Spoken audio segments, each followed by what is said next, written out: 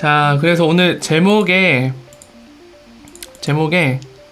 설명돼 있지만은 이제 주말간 뉴스랑 그리고 그 질문이 많거든요. 하드웨어 월렛과 그리고 소프트웨어 월렛, 그러니까 보관 방법에 대해 많이들 고민하시고 그런 거에 대해서 설명을 원하시는 분들이 있어서 그 부분을 좀 설명을 드릴게요. 예, 올 때도 있고 안 올 때도 있는데 아까 설명드린 그 종 모양이 이렇게 울리는 표시같이 나오게 한 번 더 클릭을 하면 모든 알림이 가요. 그렇게까지 해주셔야지 가고, 그걸 안 해놓으시면은 랜덤이에요. 알림이 갈 때도 있고 안 갈 때도 있습니다.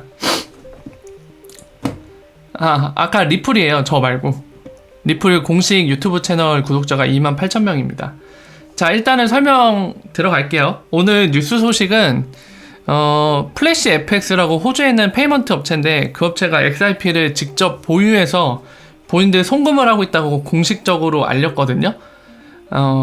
근데 이거를 어떠한 기사든 뭐든 간에 설명을 못 할 거예요. 그래서 여러분들이 기사를 보셔도 이 부분에 대해서 어떤 의미인지 설명을 받을 수 없기 때문에 그 부분을 좀 설명을 드릴 겁니다. 설명을 드릴 거고, 그걸 설명하기 위해서 자연스럽게 KTA라는 거에도 좀 아셔야 돼요. 그래서 그런 부분적인, 그러니까 필요한 이해하기 위한 지식까지도 같이 설명을 드릴 예정이기 때문에 좀 아마 그 부분에서 시간이 길어질 거예요. 그래서 오늘 순서는 그 월렛, 그러니까 여러분들 뭐 거래소에 보관해야 되냐, 또는 개인이 만든, 또는 이제 하드웨어 월렛이라고 나노 S인가요? 나노 S 레전가? 그거를 뭐 써야 되냐, 하드웨어 월렛을. 이런 거에 고민이 많으실 텐데 그 부분에 대해 명쾌하게 설명을 드릴게요. 이해하실 수 있게. 예, 그 부분 설명드릴 테니까 참고하셔서 본인들의 소중한 자산을 안전하게 보관하시기 바랍니다.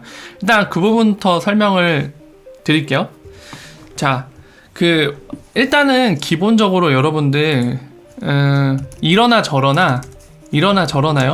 거래소에 보관하든 아니면 개인이 보관하든, 또는 하드웨어 월렛이란 걸 사서 보관하시든, 아니면 우리가 잘 알고 있는 소프트웨어 방식인 토스트 이런 걸 통해서 보관하시든, 어쨌든 본질적인 거는 바로 요거예요. 이 XRP 레저, 보이시는 XRP 레저 상에서 제가 하나 트랜잭션을 클릭해 볼게요. 뭐 이거를 내려둘까요? 지금 보시면은 이 주소에서 이 주소로 XRP를 옮기는 트랜잭션입니다. 근데 요 보이시는 이 주소 있죠? 요것들 소문자 R로 시작하는 요게 XRP 레저상에서 계정이라고 하는 그 주소입니다. 혹은 우리가 주소라고도 부르죠. 이게 쉽게 우리 현실 세계에 비유해서 표현하면 은행 계좌예요. 은행 계좌. 그렇게 이해하시면 돼요. 비슷해요. 이 소문자 R로 시작하는 이 긴 막 숫자랑 영문자 조합된 거는 계정 또는 우리가 주소라고 부르는 것인데, 이거는 XRP 레저상에 있는 계정, 주소 또는 계좌, 이렇게 이해하시면 돼요. 저기에 저 계정을 소유한 사람이 본인의 계좌에 뭐 XRP라던가 또는 이 XRP 레저상에서 달러나 또는 유로화 같은 거를 채무증서, 우리가 흔히 IO라고 표현하는 그걸로 발행할 수가 있습니다. 그러니까 그런 것들을 저장해 놓을 수가 있어요. 그거를 뭐 갖고 있는 거를 보내든지, 아니면 다른 사람한테 내 주소로 입금을 받을 수도 있고, 내가 주소가 여러 개면 그 주소 간에 이동을 시킬 수도 있고요. 그런 역할을 합니다. 쉽게 말해서, 다시 말하면 은행 계좌로 이해하시면 돼요. 이 은행 계좌에 결국은 보관하는 거예요. 하드웨어를 쓰든 소프트웨어 방식을 쓰든 거래소를 쓰던 간에 이 계좌에 보관하는 거예요. 본질적으로는. 왜 그러냐면은, 거래소에 보관한다는 의미는 어떤 거냐면, 거래소부터 제가 비유를 드릴게요. 거래소도 XRP 레저상에 저 주소를 갖고 있어요. 이 소문자 R로 시작하는 이 XXXX 막 숫자랑 영문자 조합된 요 주소를 갖고 있습니다. 한 개 이상을 갖고 있죠. 그래서 거래소도 본인들의 XRP 물량을 여기에 보관하고 있는 거예요. 여기에. 예. 그러면은 우리는 뭐냐, 이 전체 본인들이 소유하고 있는 거래소가 여기에 보관하고 있으면 우리는 거래소 내부에 있는 서버에서 그냥 거래를 하는 거예요. 서버 내부에서 A, B, C, E 사용자들이 참여해서 이 안에서 주고받는 거예요. 그냥 거래소 서버 내에 이력이 남는 거예요. 거래소 장부 안에서. 예. 그렇게 이해하시면 돼요. 그래서 이런 구조를 띠고 있기 때문에 이거는 분산화 거래소가 아닌 경우입니다. 분산화 거래소는 얘기가 달라요. 분산화 거래소가 아닌 경우, 예를 들면 빗썸이라던가 업빗 또는 뭐 코인빗, 국내 거래소 중에는 분산화 거래소 하나도 없죠. 예, 유명한 것 중에 하나도 없습니다. 그러니까 이런 데는 다 이 내부 서버에서 이제 거래를 하는 거죠. 장부 거래를 하는 거예요. 그 흔히 안 좋은 뉴스 나올 때 뭐 장부 거래 그런 의미로 말씀드리는 게 아니라 거래소 자체에 갖고 있는 장부 안에서 서로 거래를 하는 거예요. 이 지금 물량들은 여기에 갖고 있는 거죠. 실제적으로 거래소가. 그래서 항상 문제가 되는 게 이거잖아요. 이 내부 거래하는 건 어쩔 수 없는 거예요. 당연한 건데 문제는 막 사용자들 거래하고 있는데 실제로 보유량은 막 하나도 없거나 또는 막 되게 적은 개수 100만 개밖에 없는데 사용자들 뭐 지급해 줄 수 있는 것도 없는데 이 상태에서 거래만 해서 돈 버는 게 아니냐, 이런 게 항상 문제되는 거죠. 예. 이 자체가 잘못된 건 아닙니다. 이 부분이 문제인 거죠. 항상 오해 있으실까봐 이 부분은 제가 짚고 넘어갈게요. 자, 그래서 다시 돌아가서 이제 설명을 드리면 거래소는 이렇게 보관을 하고 있는데요. 그럼 이제 뭐가 문제냐, 이제 거래소의 보관 방식을 보셨어요. 우리가 그러면 거래소에 보관할 때 리스크는 뭐냐, 바로 이거죠. 거래소가 이 보관하고 있는 XRP 계정을 해킹을 당해요. 비밀번호를. 그러면은 해커가 이걸 통째로 드러낼 수가 있겠죠. 요거 여기서 다 빼갈 수 있잖아요. 그러면 내 것도 날아가는 거예요. 그죠? 나도 이 거래소에서 XRP 사갖고 보유했는데 이 개인들한테 만약 출금을 하려고 할 때 그거를 보증해줄 만한, 지급해줄 수 있는 이 물량이 사라지는 거잖아요. 해킹을 하면은. 그러면 어떻게 될까, 이 상황에서? 이제는 둘 중에 하나인 거예요. 이 거래소가 고객과의 계약, 약관에 의해서 이거를 본인들이 실수해서 해킹을 당하면 보상을 해줄 건지 안 해줄 건지, 그게 이제 이슈가 되겠죠. 쟁점 이슈가. 과거에는 확실히 그런 법적인 구속력이 없기 때문에 거래소들이 보상 안 해준 걸로 알고 있어요.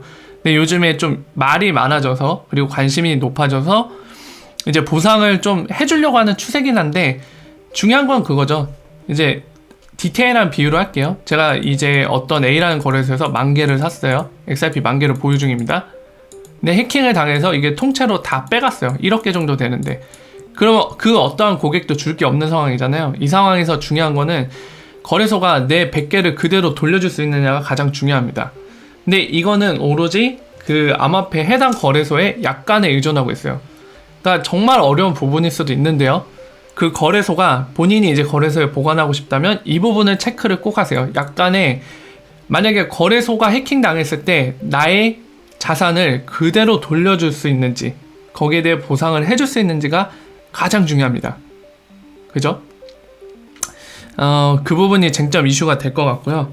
장점을 살펴볼게요. 거래소에 보관하면 장점은 뭐냐면, 첫 번째는 내가 비밀번호를, 저 XRP 레저상의 비밀번호를 관리할 필요가 없어요. 거래소가 XRP 레저상의 계정을 만든 걸 보관을 하는 거기 때문에 관리가 전혀 필요 없습니다. 이건 장점이에요. 관리에 대한 비용이 안 되는 거잖아요. 신경 쓸 필요도 없고. 이 두 번째 장점은 뭐냐면은, 아까 조건이 해당될 때만 장점일 수 있는데 뭐냐면 바로 그거죠.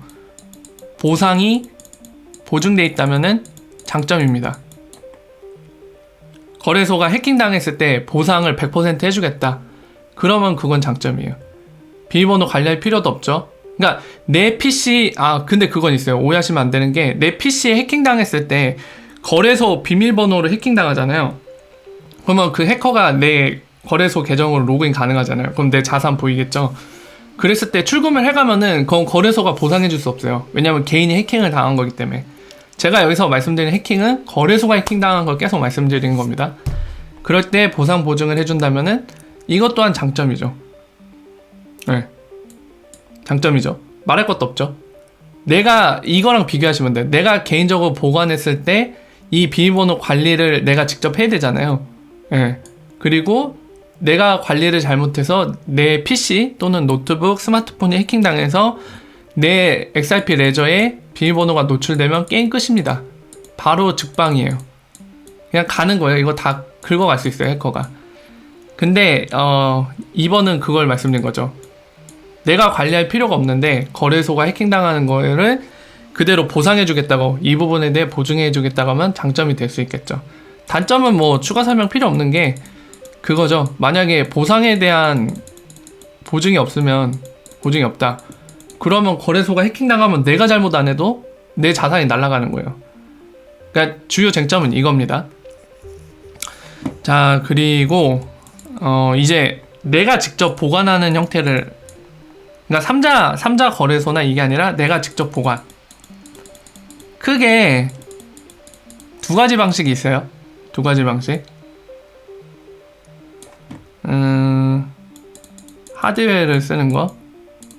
그 흔히 우리가 막 예를 들게요. 그냥 나노S라고, 저 아는 게 이거밖에 없어서 나노S 레저라고 이런 게 있겠죠. 예를 들면 이런 게 있을 테고, 하드웨어 USB 형태로 된 거. 그리고 소프트웨어 방식, 토스트 월렛 같은 거. 네, 이런 게 있을 거예요. 뭐 추가적으로 언급하자면 하드웨어와 소프트웨어 결합한 게 나옵니다. 뭐죠? 그 뉴스 보셨지만 삼성 갤럭시 10에 들어간다고 하잖아요. 그죠? 그 기사가 사실이다, 출시가 확정된 거다, 갤럭시 S10에 요 두 개 짬뽕한 게 여기 들어갈 거예요. 네. 하드웨어는 바로 이 스마트폰 자체가 하드웨어고, 소프트웨어는 그 프로그램으로 구현해 놨잖아요, 삼성에서. 때문에 두 가지 짬뽕된 형태가 여기에 들어올 겁니다. 그냥 참고 삼아 아시고요. 자, 내가 직접 보관할 때는 사실 본질적인 거 제가 아까 말씀드렸지만 XRP 레저에 계정을 만들고 본인이 거기에 저장을 해놓는 것 뿐이에요. 그러니까 블록체인 안에 어딘가에 저장을 해놓는 거예요. 계정을 만들고. 그 방식인데, 그 방법에 있어서 두 가지 활용이 가능하다고 말씀을 드린 겁니다. 뭐냐면 하드웨어 월렛은 여기에 XRP가 저장되는 게 아니에요. 뭐냐면은 하드웨어부터 설명할게요. 예를 들면 나노 S 같은 게 있다고 했죠. 참고로 저는 이게 안전하다거나 안전하지 않다 이렇게 말씀드리는 게 아닙니다. 전혀 이거를 홍보하고 있지도 않고요. 그러니까 막 제가 이걸 언급했다고 해서 이거를 꼭 사야 되는 것도 아니고, 제가 권장드리는 것도 아니에요. 전 이거 안 써요. 이거 안 쓰셔도 돼요. 예. 저는 예를 든 거를 나노 S로 예를 든 것 뿐이고, 이 하드웨어 월렛이 어떻게 작동되는지를 설명드리고 싶은 겁니다. 그래서 혹시 오해하셔갖고 소문을 잘못 내시면 안 돼요. 뭐 팩토리가 나노S를 언급한 거 보니까 나노S가 안전하다. 절대로 아닙니다. 절대로. 하드웨어 월렛은 특별한 게 없다면 다 비슷해요. 보안성 강도는 거의 비슷합니다. 예. 작동 방식을 이해하시는 게 중요해요. 뭐냐면요, 아까 보신 알로, 이 소문자 알로 시작하는 이 계정 주소 있죠? 레저상에. 여기에 우리는 XRP를 보관하고 있는 거예요. 보관하고 있는데, 이거를 쓸 때 시크릿이라고 부르는, 비밀번호라고 부르는 뭔가가 필요합니다. 이거를 여기에 저장하는 거예요. 내가 따로 기억하거나 그러기 힘든 값이거든요, 시크릿 값은. 되게 막 이것도 숫자 알파벳 막 조합돼 있어요. 굉장히 복잡해요. 길어요. 그리고 이거를 하드웨어 월렛에 저장하는 거예요. 저장할 때 어떻게 하냐면 핀이라는 거, 핀 또는 우리가 패스워드라고 부르는 걸로 저장을 합니다. 그러니까 이 시크릿을 저장하는데, 요거를 열어보려면 바로 방금 말씀드린 핀이라던가, 그러니까 예를 들면 그런 거, 신용카드 비밀번호 4자리 있죠? 네, 그런 식으로 숫자로 이루어진 이 비밀번호나 우리가 영문자나 특수문자까지 조합할 수 있는 이 패스워드, 그러니까 이거를 통해서 내가 설정해 놓은 패스워드를 통해서 이 시크릿을 열어볼 수 있게 하드웨어 월렛에다가 안전하게 저장하는 거예요. 그죠? 이거의 장점은 뭐냐면 이거랑 비교하면 알기 쉬워요. 만약에 여러분 중에 누군가가 노트북에 한글이나 또는 뭐가 있을까요? 워드, 마이크로소프트 워드 또는 노트, 텍스트 파일 이런데, txt라고 적을게요. 이런데 시크릿을 저장하고 있다고 가정해보세요. 이런 경우에는 어떤 게 저 하드웨어 월렛과 차이가 있냐면, 노트북이 해킹당했어요. 해킹당하면은 해커가 딱 보고, 야, 문서 파일에 뭐 중요한 거 있나? 막 훑어봐요. 근데 이걸 딱 보니까 여러분들 XRP 레저 시크릿이 있는 거예요. 그럼 이 문서 빼가면 게임 끝이에요. 그죠? 근데 노트북이 해킹당해도요, 하드웨어 월렛에 보관하면 이 시크릿이 하드웨어 월렛에 있잖아요. 예를 들면 나노S를 예를 들었으니까 나노S라고 쓸게요. 여기 들어가 있잖아요. 그러니까 한 번 더 해킹을 해야 돼요. 요렇게 노트북만 해킹한다고 바로 요걸 빼갈 수가 없습니다. 왜냐면 여기 들어있으니까. 그러니까 한 번 더 벽을 치는 거예요. 예. 근데 이거 사실 노트북이 해킹당하면은 이것도 시간 문제예요. 시간 문제인데 지연을 시키는 거죠. 이것만 해킹했다고 바로 털리는 게 아니라 한 번 더 해킹을 해야지 어렵게 만드는 거예요. 그러니까 뭔가 지연시킬 수 있는 수단이 더 하나 들어가는 거나 다름없습니다. 하지만 단말기 자체가 해킹당하면 생각을 해보세요. 어차피 이 노트북에 이거 USB 꽂고 막 아까 말씀드린 패스워드 입력해갖고 열 거잖아요. 이거를 노트북에서 입력하는 순간 키스트로크, 그러니까 여러분들 입력하는 자판을 그대로 읽어서 볼 수 있거든요. 해커는 원격거리에서. 그러면 또 게임 끝나죠. 이거를 열 수 있는 패스워드를 알면은 계속 가만히 기다리고 있다가 이 USB 꼽아서 이거 입력하는 순간에 같이 갖고 가면 땡이거든요. 확실히 이것보다는 이게 어렵긴 하죠. 기다려야 되니까. 이거 꽂아서 이거 열 때까지 기다려야 되니까.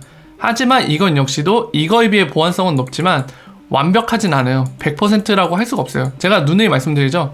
100%란 없습니다. 절대로. 100% 가깝게 만들 수는 있지만은 항상 단점은 있어요. 약점이 있어요.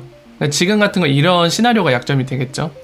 이렇게 이해하시면 되고, 그러니까 지금 제가 이런 왜 로직을 설명드리냐면은, 그러니까 이런 약점들이 있으니까 이런 부분에 대해 조심하라고 설명을 드리는 거예요. 어떤 방식으로 보관하던 간에 단점은 명백하게 있습니다. 그러니까 그 포인트를 알려드리는 거니까 그 부분에 있어서 항상 조심하셔서 본인의 자산을 안전하게 지키라고 설명을 드리는 거예요. 자, 소프트웨어 방식 갈게요. 소프트웨어 방식. 토스트 월렛 같은 게 있다고 했죠.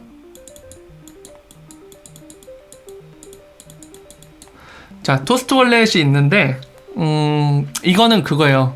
그러니까 아까 말씀드린 소문자 R로 시작하는 이 XRP 레저상에서 준다는 이 주소. 이 주소를 접근하는 데는 사실 리플사에서, 아니죠, 리플사라고 하면 안 되죠. XRP 레저상에서 명령어들이 다 있어요. 그러니까 흔히 우리가 리플 노드라고 부르는 애를 통해서 이 레저에 접근할 수 있거든요. 예. 접근해갖고 사용하는 명령어 방식들이 있어요. API들이. 그러니까 그런 거 이용해서 출금도 할 수가 있고, 입금도 할 수 있고, 아니면 계정 상태를 변경할 수도 있고, 온갖 여러 가지 XRP 레저상에서 할 수 있는 모든 걸 할 수 있습니다. 근데 여러분들 보세요. 제가 한번 보여드릴게요.